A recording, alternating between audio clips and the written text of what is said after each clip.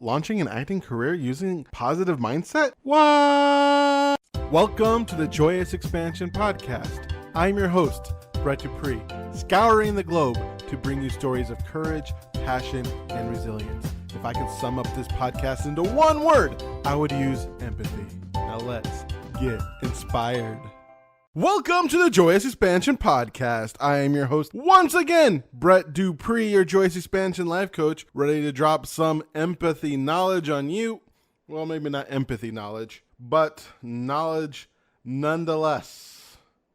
As life gets in the way, I just put out a podcast on Sunday, and today's Wednesday in my life, so not much has happened in 3 days. I mean, still wondering what my work's going to look like in my full-time job as a software tester. So hopefully by Friday, I understand exactly what's going on. Mostly because I'm on vacation next week. Vacation, all I ever want to. Vacation, gotta get away. I am going all the way to home. It's a staycation. Basically, I don't have much to talk because this is the part of the podcast where I talk about my life, because I 100% believe that I cannot ask my guests. Yes, I actually use guests and not interviewees this week. I can't ask them to be vulnerable and not be vulnerable myself. But not much has happened for me to talk about. So I decided that I am going to talk about emotions. Why am I talking about emotions this week? The reason I'm talking about emotions is because of Toastmasters. I am in a Toastmasters. If you've been paying attention to me, I have been a Toastmaster for 9 years now. In January, I'll be 10, my 10-year anniversary. Hopefully by February, I will get my distinguished Toastmaster, which honestly I'm super excited for. But we have this new thing called Pathways. And Pathways has a lot of benefits. I actually love Pathways. It's the new educational program, and I love it in the sense where I like how modular it is. I like how it's online. I like how it's videos. I like how it presents the information. The only thing I do not like is how the UI is terrible. It was designed by engineers, which engineers don't have the best design. They designed for function and form and not for usability, and they just did not spend enough time and money on usability. They probably gave them a short budget and they just fired all their usability testers and UI designers, and they're like, just do the bare minimum.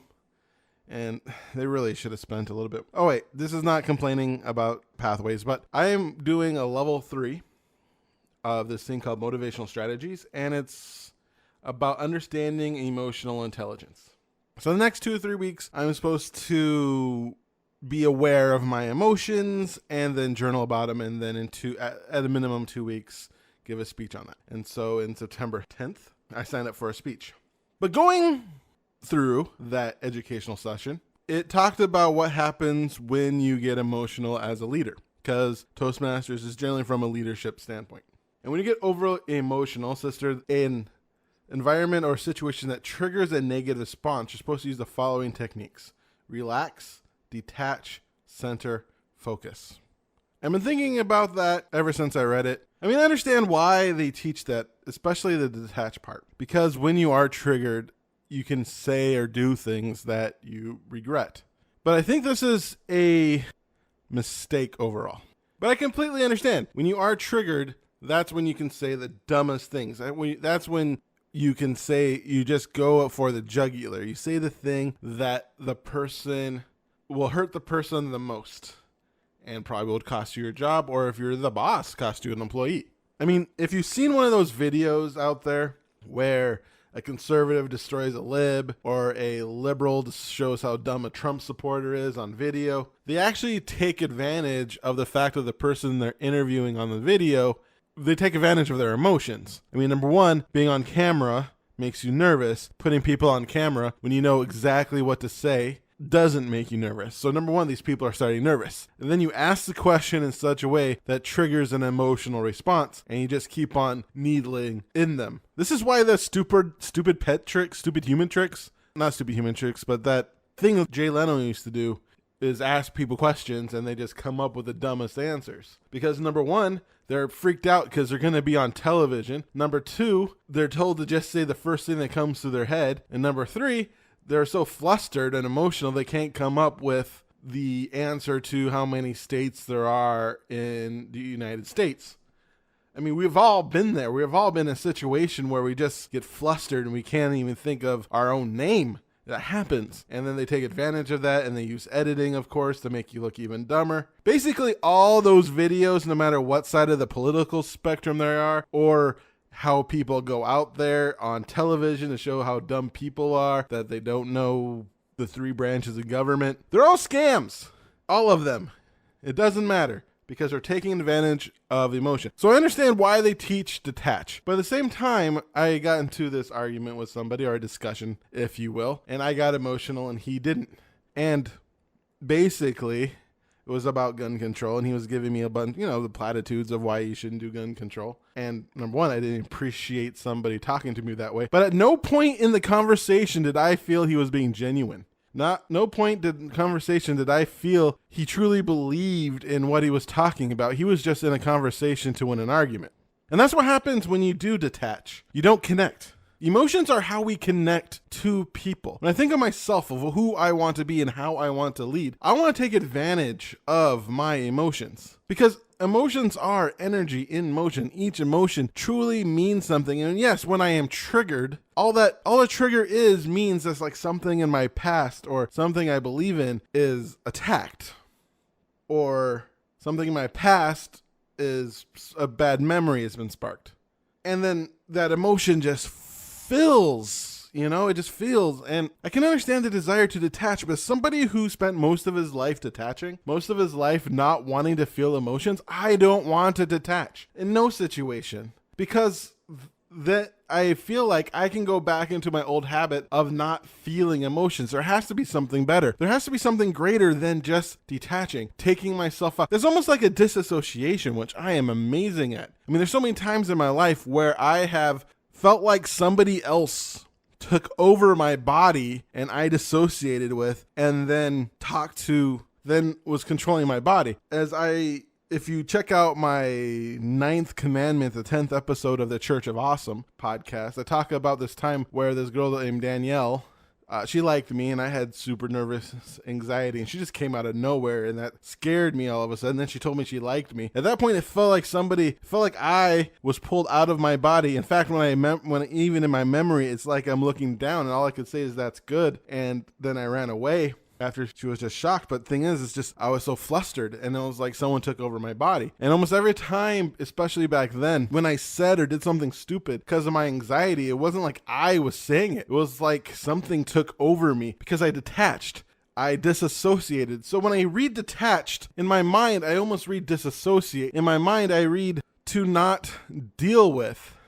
And there has to be a better way. And so I'm going to be thinking about this 2 weeks, but right now I think the best way is to breathe, the power of the breath. Instead of detaching from that emotion, breathe. I mean, yes, you want to take a moment to gather yourself, but instead of detaching, kind of examine of what this emotion is, why you're feeling this way, and then utilize that energy for the benefit of the conversation. Truly connect with the person, because your emotions are your connection. People read emotion. People feel emotion. When you detach that way and then talk, that might be a good way to disassociate yourself with this situation and say, I am too emotional. Can we talk later? Yes. Then you want to detach. When you recognize the fact that you are overly emotional due to a trigger, you need to just get yourself out of that situation. Detach is perfect for that. But if you want to continue that conversation, your emotions are an asset. I believe this is part of excuse if you don't like feminist language, but I do believe this is part of the patriarchy, this idea, or toxic masculinity, this idea that we have to be emotionless to be leaders.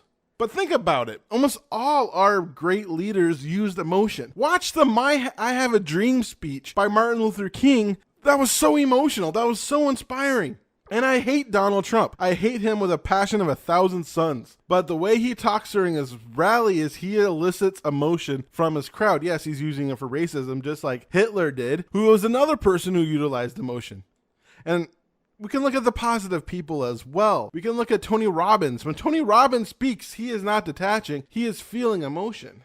When Brene Brown speaks, she is feeling emotion. In fact, every time I listen to my favorite speeches out there, they're not detaching, they're feeling emotion. And the people who do detach, the people who do kind of cut off and just do platitudes and motivational lines that works and just creates a speech that way, those people don't reach me. I find what they say inspiring. It's like when you listen to somebody's audiobook and someone else is reading their words.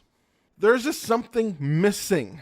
I honestly do not like the audiobook as well when the person isn't reading their own book, or if they're just reading their book and not reading their book, not putting the emotion, the feeling, the inflections behind it. When they're just flat out reading, it doesn't impact as much because emotions impact. If you want to make great impact in the world, utilize your emotions. Your emotions are an asset. Yes, they can hinder you if you allow your fight or flight mechanism to take control of yourself and not allow you to make the correct decision, shutting down that frontal lobe, the part of you that can make good decisions. But if you can find a way to feel that emotions and still keep the frontal lobe and not go into fight or flight, but still breathe through it, deep breaths, and be able to truly feel that emotion while sharing, you can truly make an impact.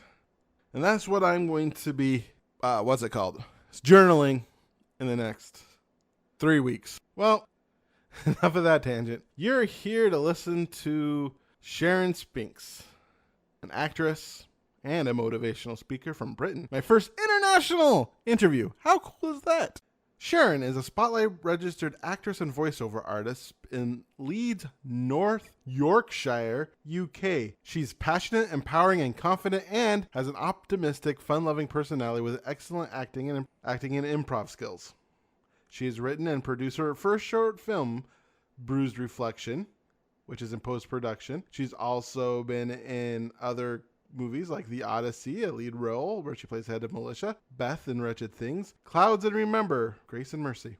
Sharon has become a mindset coach, helping other members of the acting industry to reach their potential. She uses her skills she's learned over the years to help increase their confidence, overcome their limiting beliefs, and become people they were destined to be. In her spare time, Sharon is an avid poetry writer and will shortly be publishing her first book.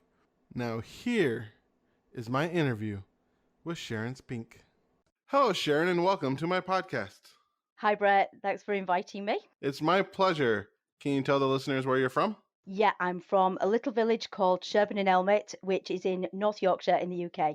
I'm excited. You're my first UK interviewee. Oh, it's exciting. I like that. So it says here that you're a registered actress and voiceover artist. Yeah. How is that going for you?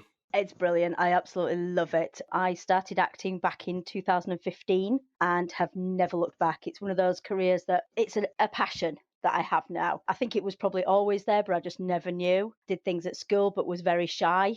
And so never looked into it. And then in 2015, got the opportunity to try out some acting classes. And as I say, I've never looked back. It's absolutely fantastic. I love it. Oh, that's so cool. So that was only 4 years ago, 5 years ago? Yeah. Yeah. So what prevented you from starting acting before? Because I'm assuming you're not 19 or 14. No, I'm not. No, my kids are way older than that. It was, as I say, I got the opportunity to try out some acting classes. Before that, it's just something that I'd never thought about doing, never looked into, as I was quite a shy child. So it was not something that I'd thought about doing. But then this opportunity came up and I was, yeah, I'll give that a go. I'd done a couple of interviews on live TV, thought about maybe, oh, I'd quite fancy doing the presenting route. Realised that's actually harder than it looks. They make it look so easy, following the auto cue and everything like that. But yeah, I got this chance and said, yeah, why not? I'll give it a go. So what came first, the acting or the positivity coaching? The acting. Yeah, definitely. Yeah. It's through the acting and my original acting coach that the positivity came. So what were you like before the acting? I've always been quite a positive person, but not when it came to me. I always sort of put myself down, didn't have much confidence in my abilities, that sort of thing. But through the acting, that's given me that confidence to go out there and do the stuff that most people go, God, I wouldn't do that because it makes me look stupid and things like that. And it's because of the acting that my positivity has grown, as well as my confidence. Makes sense. I took improv classes for a year because I was afraid of looking like a fool in front of people. Yeah. Fear holds a lot of people back. It's surprising how many people don't achieve the things that they want to do just because of fear. There's nothing stopping you. Don't ever let fear stop you from doing whatever it is you want to do. Taking that acting class something that you thought would just be fun to do, or was there actually a reason behind it? No, I just thought it'd be quite good fun. Yeah, one of my daughters, she'd been doing classes at school, and I'd been helping her out. And then, as they got decided that they were doing adult classes, so I said, right, well, I'll go and give them a go, just see what it's like, have a bit of fun, have a laugh. But then it very, very quickly turned into something that I found out I love doing. As I say, it's just been, I'd say, a bit of a whirlwind. It's been a fantastic journey to this point. Never looked back. That is exciting. So, what was it about the acting that helped switch your mindset?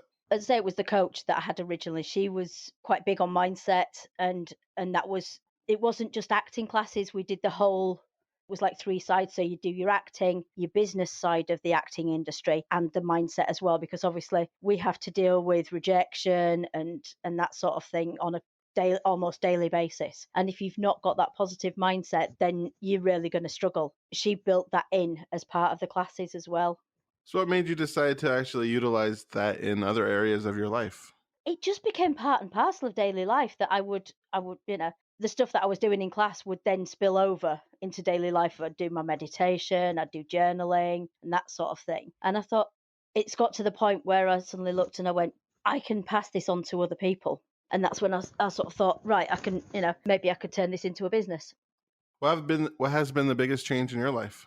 I think meeting all the new people, it has to be, and having a better outlook on my life, my future, my kids' future. And because it's not just other people, obviously the positivity, I use that to pass on to my children as well. Yeah, having that mindset of positivity that you can, whenever anything negative comes up, I know how to deal with it. I know how to help others deal with it as well.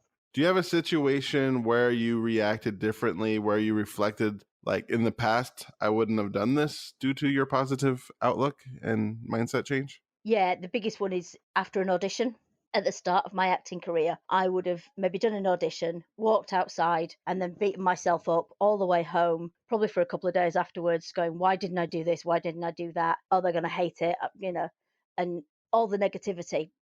Whereas now, I will go do an audition, done my job, walk away. Yes, I maybe give it a second thought, but not very much after that, because I can't change anything. I've learned that, you go in there, you make your sort of positive choices and then walk away. After that, you've done doing the audition is you doing your job. And after that, it's out of your control. So there's no point stressing about it.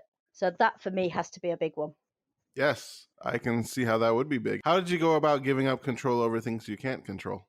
It's literally just working on your own mindset and knowing that it's wasted energy.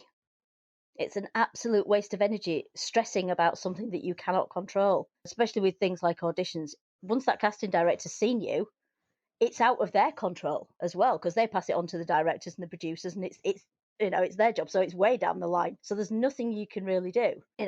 I've learned recently, like I mentioned earlier, but the job that you're doing is actually to go and do your audition. The job is not to get the part. Getting the part is the bonus part of acting.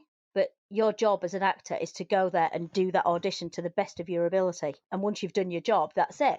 And so, yeah, worrying about something that I can't control is, as I say, is a waste of time. It's taken me a while. I can't say it's been easy, because there have been auditions, especially if I've really, really wanted a part and things like that. Then that's the tough one, because you don't always hear back from auditions as well, and that's hard to deal with sometimes. But if you can manage to walk away, forget about it, move on to the next one, and use the energy that you've got to focus on, say, the next audition and the next one, or learning lines that you've got for a part that you've already got, then that's a better use of your energy than sitting there and stressing over something that you can't do anything about. So it sounds like it's a lot about personal energy and how you use it efficiently. Yeah, precisely. We have limited resources during the day, we have limited time. So there's no point using that energy on something that isn't going to help. So what was your biggest struggle when making this transition in your life? For me, it's self-value and self-worth. That's something I've really struggled with, that yes, I am good at what I do. Even now, I'll do something and I'm still wanting other people to say, yes, that's good enough. I don't always have that strength in me to go, actually, yeah, I've been fantastic today, and then walk away. I still need the accolade from other people. So that for me has to be the biggest one. Getting personal accolades can be important. I mean, that's why it's important to surround yourself with people who give you what you need. Yeah, precisely. Yeah. Surrounding yourself with positive people. I know a friend of mine, he said, you become the average of the 5 people that surround you. So if you surround yourself with negative people, then you're going to become negative. Whereas if you surround yourself with positive people who are maybe one step up in their career to where you are, then you're going to become the average of them as well. So this is, and that's what's good about this industry, is you can always network with people higher up. Who has been the most famous person you've networked with? Well, I just got a like off Duncan James today. So currently touring with the Rocky Horror Show. So I got a like off him. So that, I don't know if that's networking. But I've not worked with loads and loads of famous people yet. Lou Ferrigno, I worked with him. He's a lovely guy, really nice guy. And so, yeah, networked with him a little bit, but not so much. It's more people who work in the mindset industry. One of my biggest influences is a guy called Ross Grant. He runs a website called Act on This for TV, and so I know he's getting pretty well known in the industry now for being a positivity coach and things. And then I have another one she's fairly new to the positivity coaching, Alexandra Wild. She's my other big influence, as well as the lady who ran the acting school in the first place. She's concentrating more on sort of how to get in the media and that sort of thing now. Her name's Luana Ribera. So those are the 3 big influences for me, rather than, it's not a big name. I tend to contact more casting directors, that sort of thing and stuff. There are still some that are elusive and out there, but that I'd like to get in touch with. How is the positivity mindset business in the UK? It's becoming very big. For me personally, I'm still small scale. On a bigger scale, sort of UK wide, then I think it is becoming a lot bigger, because people are realizing that life's too short to be negative. They want something positive in our life. We see all the negativity in the news and that sort of thing on a daily basis. So they want a way of being able to deal with that and just to have some general positivity in their lives. So what have you liked most about starting your career as a mindset coach? Helping other people. It has to be. To see people grow and change in their mindset is such a reward, because it means that I've done my job properly. I've not pushed things onto them. I've just given them ideas, asked questions, got them to soul search, that sort of thing. And they've done the work themselves, which is what mindset's all about. You can't have somebody saying, oh, you must follow this lesson plan as such. But it's about asking yourself questions and seeing what answers come up for you. So to see that in other people means that I've been asking them the right questions, and as I say, doing my job right. So it says here that you're an avid poetry writer. And you Yeah. actually you write poems about positivity? Yeah, I'm one poem away from launching a book. I just need one more, because what I've done is I've done it 50-50, of half of them sort of positive mindset type poems, and then the rest are just random, my own fun poems, as it were. But I do sort of put the poetry writing down to an ancestor of mine. I don't know if you know Lord Byron, who was the poet, who was friends with Oscar Wilde and people like that. He is direct ancestor of ours. I know he did only have a daughter, so we're not legitimate ancestors, but somewhere down the line we are actually descended from Lord Byron. So I think that's where the poetry writing comes in. Can you give us an example of one of your poems? Now you're asking, because I wasn't prepared for that one. Leave that one with me. I'll have a look whilst we're chatting. So if you want to come back to that one, I'll see if I can find something. Okay. So when it comes to actually putting your poems on paper, do you share them out with people? Yeah, I have done. Yeah, I've put some out on my Facebook groups, on just on social media, that sort of thing. Yeah. Have you done a poetry reading? I haven't. It's something that I keep saying I really should do, and but no, I haven't. And say it's something that I keep saying yes, I really should do. But I think again, that's down to the self confidence and the self worth of going. Are they going to be good enough? So I'm just never sure. So if somebody were coming to you and talking about how they wanted to have the confidence to read their poetry out loud at a open mic or something, how would you go about working with them? The same as I would other clients, that you would just see what's holding them back, see where their limiting beliefs are, that sort of thing, and find what it actually is that's stopping them. And because it's generally down to fear. And generally speaking, fear is what keeps us behind. How do you go about helping people get through the fear? It's talking about their limiting beliefs, what's actually stopping them, and where their fear lies. It's generally back to something that they've maybe been told as a child, and that sort of thing. So looking at those, breaking them down and showing them how to turn those limiting beliefs around and to say, well, actually, this, whatever you believe it to be true, probably chances are isn't, because it's somebody else's belief that's being pushed onto you as a child. None of my poems are actually saved on my phone or my tablet, so I like to handwrite them out and then I type them up.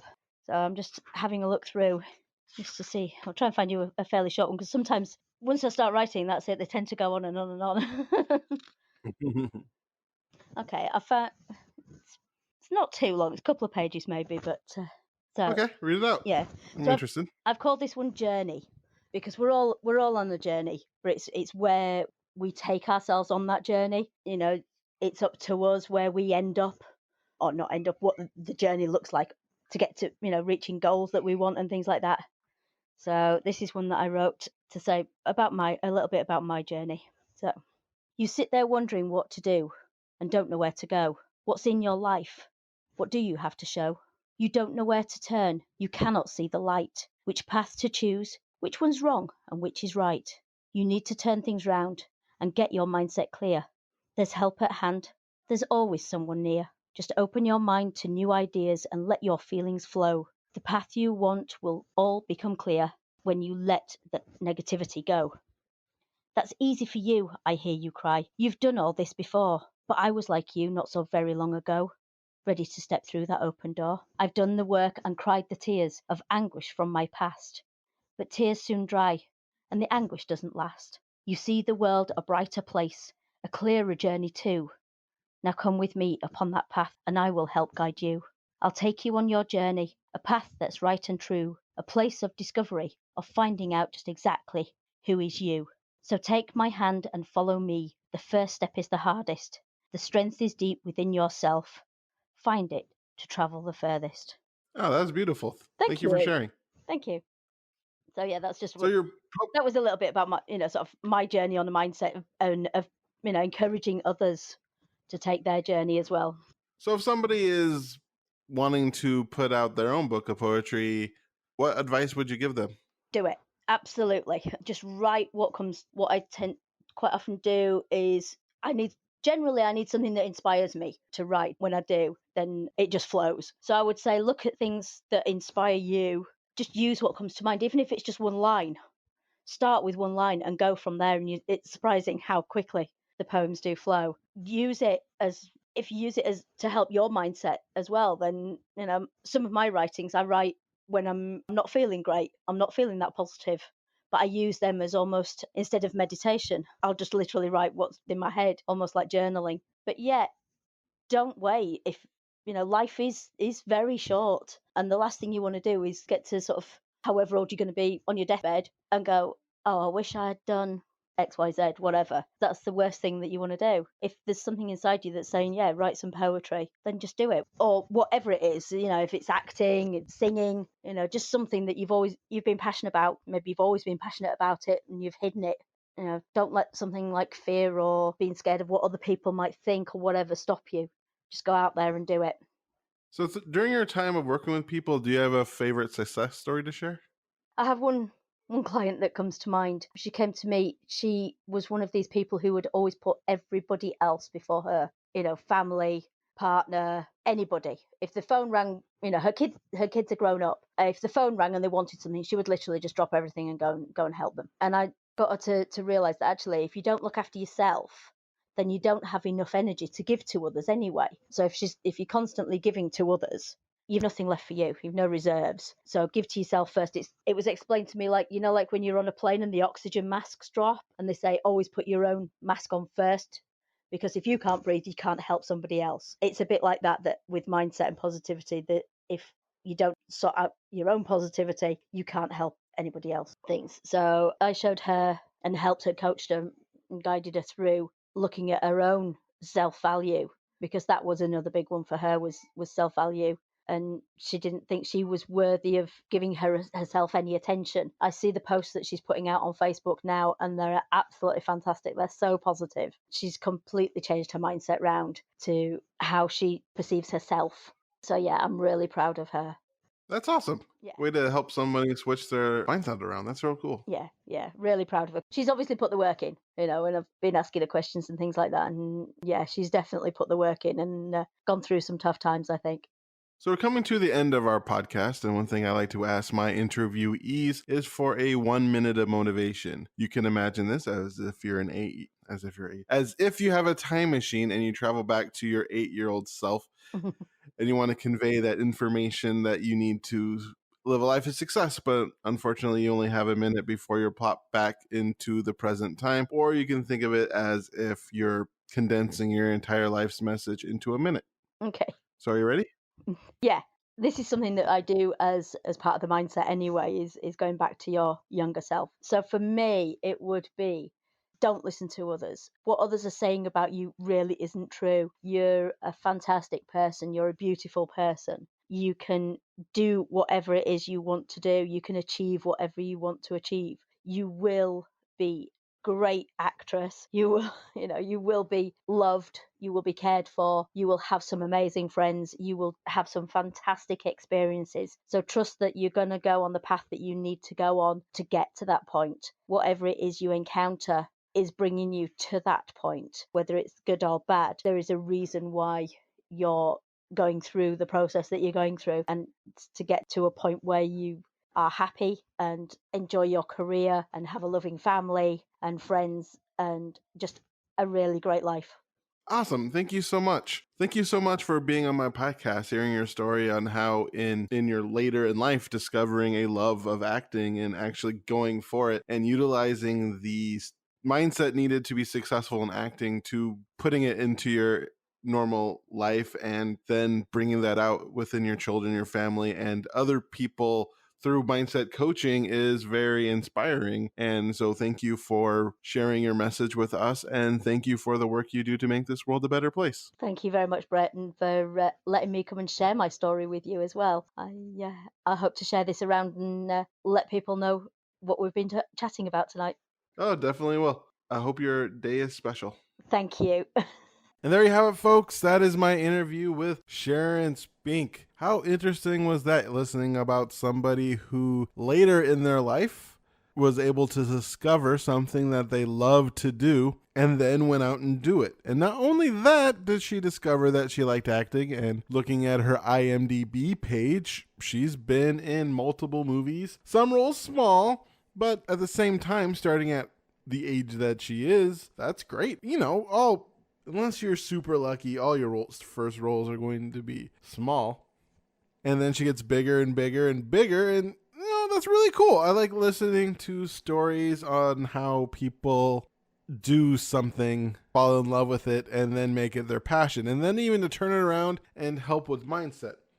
That is amazing. It does remind me of back in the day when I wanted to change my life forever, and sick of living in fear, I decided that I was going to break out of my prison of fear. And in 1 year, I believe it was 2006, I decided I was going to take 3 classes a month. And one of the classes I took for about at least 9 of those months, 6 of those months, a long time, I took like a 101, 201, 201, 301. I believe that was mostly in that year. Each one I think was 8 weeks, so a decent amount of time. I took improv classes, which is super fun. There's a reason why there's a trope or a joke about stereotypical 30, 40-year-olds taking improv classes and inviting all their friends. That's because improv classes are super fun. And I thought of it at the time as immersion therapy. One of my biggest fears at that time was to look like a fool in front of other people.